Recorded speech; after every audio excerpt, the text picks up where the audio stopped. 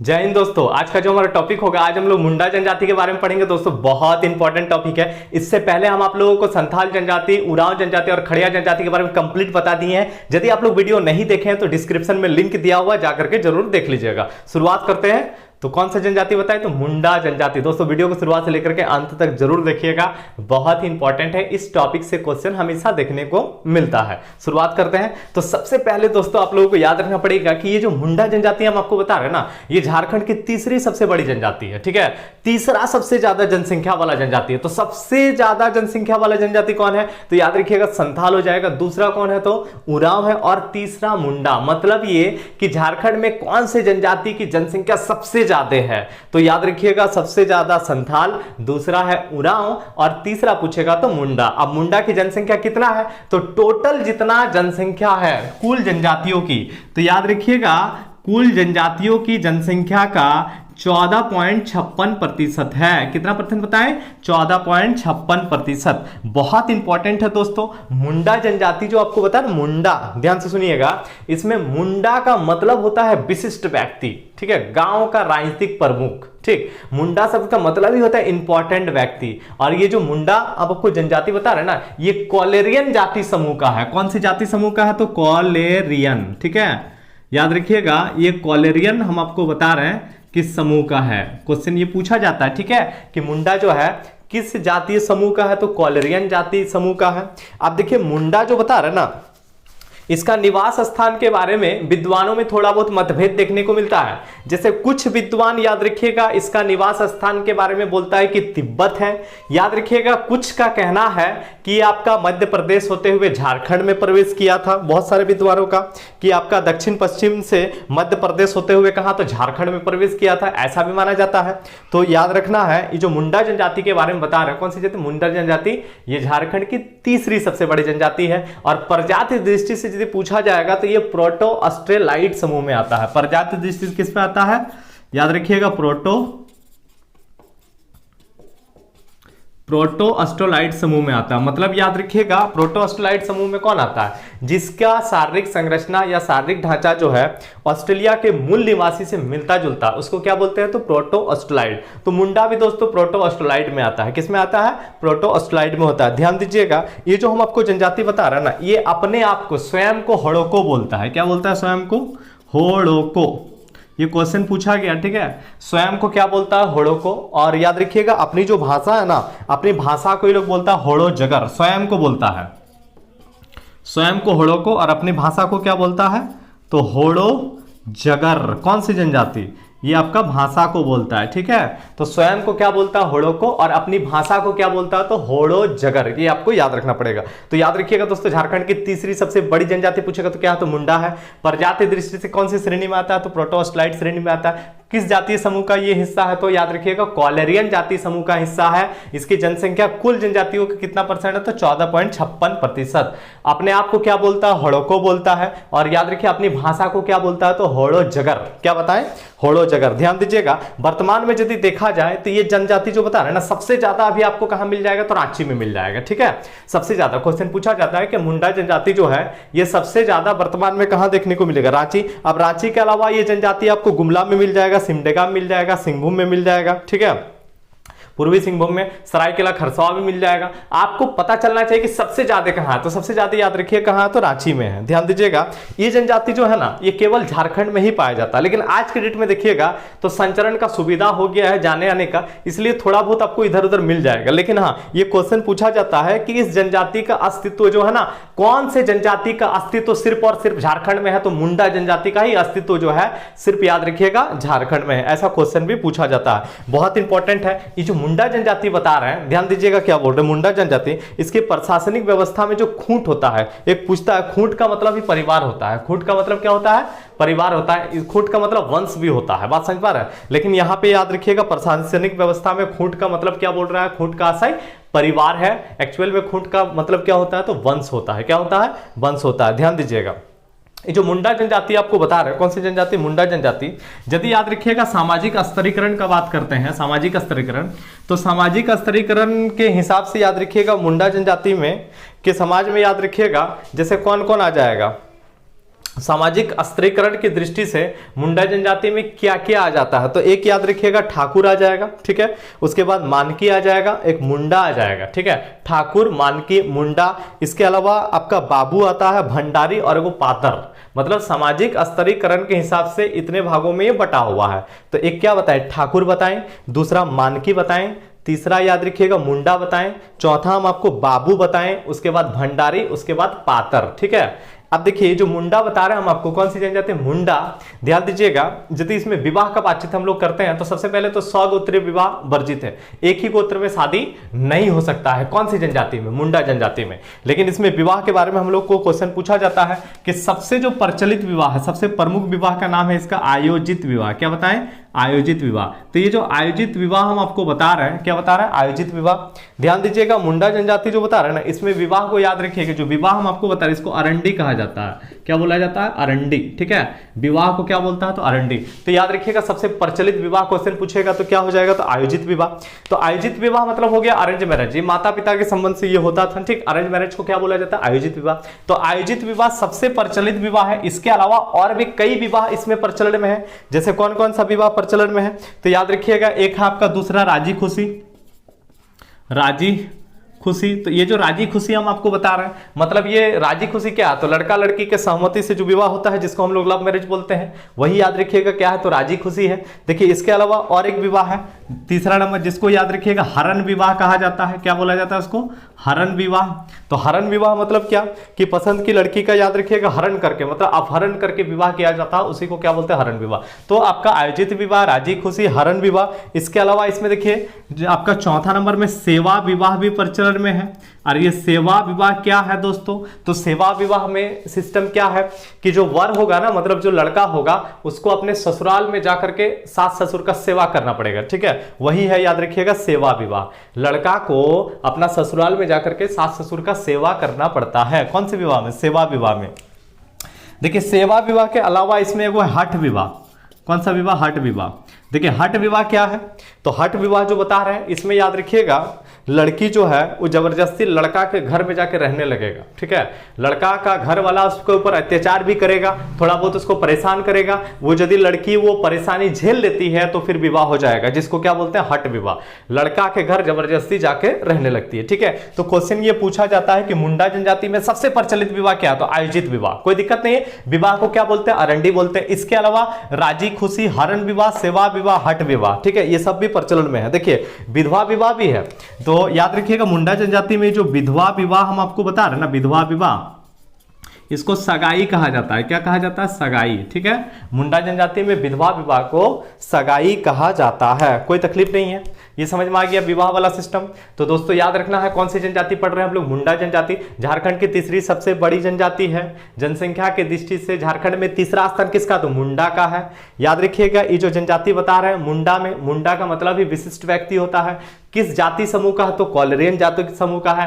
प्रजाति दृष्टि से प्रोटो ऑस्ट्रोलाइट समूह में आएगा। मूल निवास स्थान के बारे में विवाद है, याद रखिएगा बहुत विद्वान इसको तिब्बत का मानता है। कहां का मानता है, तिब्बत का मानता है। इसके अलावा हम आपको बताएं ये लोग स्वयं को होड़ो बोलता है, अपनी भाषा को क्या बोलता है, होड़ो जगर, ठीक है। कौन सी जनजाति है जिसका अस्तित्व केवल झारखंड में है, तो मुंडा जनजाति का, ठीक। सामाजिक स्तरीकरण की दृष्टि से कुछ भागों में बटा हुआ, तो सामाजिक स्तरीकरण में ठाकुर आता है, मानकी आता है, मुंडा आता है, बाबू आता है। इसके अलावा क्या बताया, भंडारी और पातर में ये बटा हुआ है, ठीक। कोई दिक्कत नहीं। तो विवाह जो हम आपको बताएं आप लोग समझ गए। अब देखिए विवाह के अलावा इसमें देखिए ध्यान दीजिएगा क्या बोल रहे हैं, विवाह के अलावा इसमें युवागृह भी होता है, ठीक है, युवागृह। तो मुंडा जनजाति में जो युवागृह होता है ना, युवागृह, तो याद रखिएगा युवागृह क्या होता है, ध्यान दीजिएगा। इसको सबसे पहले तो याद रखिए इसको गित्ती ओड़ा कहा जाता है। युवागृह को क्या बोलते हैं, गित्ती ओड़ा। देखिए ध्यान दीजिएगा युवागृह जो बता रहे हैं ना, युवागृह ये सबसे ज्यादा फेमस है। युवागृह आपका उरांव जनजाति में, जिसको धूमकुरिया कहा जाता है, तो ठीक उसी टाइप का है ये गित्ती ओड़ा। तो गिद्दी ओड़ा जो बता रहे हैं ना, यहाँ पे ट्रेनिंग दिया जाता है। कैसा ट्रेनिंग? शिकार करने का ट्रेनिंग, नृत्य का ट्रेनिंग, बहुत टाइप का ट्रेनिंग दिया जाता है। और जनरली इसमें जो समय रहता है आपका, मान लीजिए प्रवेश करने का, जैसे गिद्दी ओड़ा बता रहे, ठीक है, युवा गृह है, ठीक, आप यहाँ पे आपको ट्रेनिंग वगैरह दिया जाएगा। 10-11 साल में आप प्रवेश हो सकते हो इसमें, ठीक है, ट्रेनिंग वगैरह। पहले तो नौकरी चाकरी से कोई मतलब नहीं था, तो पहले क्या करता था? पहले याद रखिएगा, शिकार कीजिए, खेती कीजिए, नृत्य कीजिए, यही सब चीजें चलता था। नौकरी वगैरह से मतलब पढ़ाई लिखा उतना ज्यादा होता नहीं था। तो युवा गृह जो बता रहे ना, यहाँ पर याद रखिएगा ट्रेनिंग वगैरह दिया जाता था। 10-11 साल में आपका प्रवेश हो जाएगा। उसके बाद जब आपका शादी हो जाएगा, उस दिन आपका सदस्यता यहाँ से खत्म हो जाएगा। मतलब 10-11 साल में आप युवा गृह में जाकर के एंट्री ले लीजिए, और जब शादी हो जाएगा तब आपका मतलब याद रखिएगा सदस्यता, यहाँ का मेंबरशिप आपका क्या हो जाएगा? तो खत्म हो जाएगा, कोई तकलीफ नहीं है। तो युवा गृह को क्या बोलते हैं? तो गिद्दी ओड़ा कहा जाता है। विवाह को क्या बोलते हैं? तो अरंडी बोलते हैं। विवाह को क्या बोलते हैं? अरंडी। विधवा विवाह को हम आपको बताएं क्या बोला जाता है? सगाई कहा जाता है, ठीक है। देखिए इसमें जो है ना, इस जनजाति में वधु मूल्य देने की व्यवस्था है, ठीक है, वधु मूल्य। ये जो वधु मूल्य बता रहे हैं ना हम आपको, जिसको याद रखिएगा गोनोंग टाका कहा जाता है, गोनोंग टाका, ठीक है। क्वेश्चन पूछता है सब कि वधु मूल्य को क्या कहा जाता है? तो गोनोंग टाका। वधु मूल्य का मतलब क्या होता है? कि जिस लड़की से आप शादी करोगे ना, तो उसको कुछ पैसा दे करके उसको लाना पड़ेगा, ठीक है। जैसे याद रखिएगा वधु मूल्य जो बता रहे हैं, इसको गोनोंग टाका के अलावा इसको कुरी गोनोंग भी कहा जाता है। लेकिन याद आपका क्वेश्चन पूछ देता है कि किस जनजाति में वधु मूल्य को क्या कहा जाता है, तो इस जनजाति में वधु मूल्य को क्या बोलते हैं? तो याद रखिएगा गोनोंग टाका। क्या बताएं? गोनोंग टाका। आगे हम आप लोगों को प्रशासन के बारे में बताएंगे कि ग्राम प्रधान इसमें मुंडा होता है, आपका ग्राम पंचायत का प्रधान हातू होता है, ग्राम पंचायत का प्रधान हातू मुंडा होता है। आगे बढ़िएगा आप लोग। पढ़ा पंचायत के बारे में बताएंगे। पढ़ा पंचायत का राजा जो होता है वो मानकी होता है। पंचायत स्थल जो होता है उसमें अखाड़ा हो जाता है। प्रशासन में ये सब चीजें हम आप लोगों को बता देंगे, ठीक है। वंश कुल को खूंट कहा जाता है। ये सब चीजें हम लोग किस में पढ़ लेंगे? तो प्रशासन में पढ़ लेंगे। इसके बाद का जो टॉपिक होगा ना, उसमें हम आपको प्रशासन के बारे में बताएंगे, ध्यान दीजिएगा। देखिए इसमें जो है ना, तलाक प्रथा का प्रचलन है मुंडा में, ठीक है। तो याद रखिएगा तलाक जो मुंडा में जैसे तलाक होता था ना, तलाक को याद रखिएगा साकमचारी कहा जाता है, ठीक है, साकमचारी। ध्यान दीजिएगा क्या बोल रहे हैं, मुंडा जनजाति में तलाक प्रथा का प्रचलन है और तलाक को इसमें साकमचारी कहा जाता है। देखिए यदि लड़का यदि तलाक देता है, ठीक है, लड़का यदि तलाक देता है, ठीक है, तो याद रखिएगा लड़का यदि तलाक देता है, ध्यान सुनिएगा, तो वधु मूल्य वापस नहीं होगा। मतलब जो लड़की को दिया गया पैसा वो वापस नहीं होगा। लेकिन यदि लड़की तलाक देती है लड़का को, तो उसको वधु मूल्य जो दिया है ना लड़की को पैसवा, वो पैसवा वापस करना पड़ेगा। समझ पा रहे क्या बोल रहे हैं? तो इसमें हम आपको बता रहे हैं कि तलाक को साकमचारी कहा जाता है। सबसे पहले तो ये याद रखना, तलाक को क्या बोलते हैं? साकमचारी, ठीक है। तो साकमचारी जो बता रहे हैं, मतलब तलाक जो बता रहे हैं, यदि लड़की तलाक देगा तो याद रखिएगा लड़का जो पैसवा दिया था ना वधु मूल्य के रूप में, उसको लौटा देना पड़ेगा लड़का को। और लड़का तलाक देगा ना, तो वधु मूल्य लौटाने का दरकार नहीं है, कोई दिक्कत नहीं है। तो याद रखना है दोस्तों, इस जनजाति में जो गोत्र होता है ना, गोत्र को बोलते हैं कीली, ठीक है। क्वेश्चन पूछा जाता है सब, गोत्र को क्या बोलते हैं? कीली कहा जाता है गोत्र को। गोत्र को क्या कहा जाता है? कीली, ठीक है। ज्यादातर याद रखिएगा एकल परिवार मिलता है इसमें। एक होता है ना संयुक्त परिवार और एकल परिवार, तो इसमें ज्यादातर एकल परिवार। और एकल परिवार का क्या मतलब होता है? माता पिता और बच्चा इसमें आ जाएगा एकल परिवार में। तो एकल परिवार की प्रथा इसमें ज्यादा है। एगो आपका देखिए, एक आपका याद रखिएगा विद्वान है जिसका नाम है रिजले। रिजले जो बता रहा है ना, उसने 340 को गोत्र बता दिया। इसमें कितना को गोत्र बताया? 340 को। पूछता भी है कि रिजले के अनुसार कितना को गोत्र है इस जनजाति में, तो 340 को गोत्र है। अब 340 को गोत्र तो बहुत सारा गोत्र हो गया। इसको 13 उप शाखा में बांटा गया। तो 13 उप शाखा में 2 उप शाखा इसमें बहुत इंपॉर्टेंट है, ठीक है। जैसे मुंडा का है, एक होता है कंपाट मुंडा, एक होता है माहली मुंडा। देखिए एक क्या बताएं, ये 13 उप शाखाओं में 2 इंपॉर्टेंट है। तो याद रखिएगा 2 भाग कहीं कहीं रहता है आपका, 2 भागों में भी बटा हुआ। 2 भागों में क्या क्या है? तो वो आपका कंपाट मुंडा, ठीक है, और दूसरा क्या बताएं? माहली मुंडा। तो कंपाट मुंडा और माहली मुंडा ये 2 भागों में बटा हुआ है। कंपाट मुंडा और क्या बताएं? माहली मुंडा, ठीक है। देखिए घबराना एकदम नहीं है, ठीक, बहुत सिंपल सा चीज है। हम आपको बताएं कि रिजले ने 340 को गोत्र बता दिया। अब 340 को जो गोत्र बता रहे हैं ये 13 उपशाखा में बटा हुआ। अब 13 उपशाखा में 2 इंपॉर्टेंट क्या बताए? एगो कंपाट मुंडा, एगो माहली मुंडा। कंपाट मुंडा और क्या बता रहे हैं? माहली मुंडा। समझ पा रहे हैं क्या बोल रहे हैं आप लोग? ध्यान दीजिएगा, ये जो जनजाति बता रहे हैं ना, कौन सी जनजाति बता रहे हैं? मुंडा जनजाति। याद रखिएगा ये पितृसत्तात्मक चलता है। पितृसत्तात्मक का मतलब होता है इसमें पिता का वंश चलता है, माता का नहीं। कि बाप का संपत्ति किसको मिलेगा, बेटा को मिलेगा। पिता का संपत्ति किसको मिलेगा, पुत्र को मिलेगा। पुत्री को पिता का संपत्ति नहीं मिलेगा, उसको तभी मिल सकता है यदि उसका, याद रखिएगा, शादी टूट गया है या विधवा हो गया है या किसी कारणवश यदि घर में रह गया तो जीवन यापन के लिए उसको जमीन दिया जा सकता है, बशर्ते वो जमीन बेच नहीं सकती है। समझ पा रहे हैं क्या बोल रहे हैं? देखिए ध्यान दीजिएगा, इस जनजाति में यदि पर्व त्योहार का यदि हम लोगों का बातचीत करता है, ठीक है, पर्व त्योहार के बारे में यदि क्वेश्चन पूछा जाता है, कौन सी जनजाति बता रहे हैं, मुंडा जनजाति में पर्व त्योहार पूछेगा ना, तो दोस्तों याद रखिएगा सबसे इंपॉर्टेंट पर्व देखिए पूछेगा तो इसमें सरहुल आ जाएगा, कर्मा आ जाएगा, सोहराय आ जाएगा, ये सब याद रखना है। आगे हम आप लोगों को पर्व त्योहार के बारे में स्पेशल एक वीडियो बना करके देंगे, ठीक है। पर्व त्योहार के बारे में आपको वीडियो मिल जाएगा, प्रशासन भी आपको वीडियो मिल जाएगा। तो पर्व त्योहार हालांकि हर जनजाति के बारे में हम लोग पढ़ लेंगे, मतलब पर्व त्योहार एक टॉपिक है, उस टॉपिक में दे देंगे तो आपको पता चल जाएगा कि क्या क्या है। बस आप लोग अभी इतना याद रखिए कि इसका प्रमुख पर्व त्योहार पूछेगा तो सरहुल हो जाएगा, कर्मा हो जाएगा, सोहराय हो जाएगा। इसके अलावा बा पर्व है, देखिए सरहुल हो गया, कर्मा हो गया, सोहराय हो गया, बा पर्व हो गया, ठीक है। ये सब क्या है, बा पर्व के अलावा याद रखिएगा बुरु पर्व, ये सब आपका पर्व त्योहार है। तो सबसे इंपॉर्टेंट पूछा जाएगा ना तो सरहुल हो जाएगा, क्या हो जाएगा, सरहुल हो जाएगा, ठीक है। अब पर्व त्योहार जब होता है, ध्यान दीजिएगा क्या बोल रहे हैं, पर्व त्योहार हम आपको बता रहे हैं कि सबसे प्रमुख त्योहार क्या है, तो सरहुल है।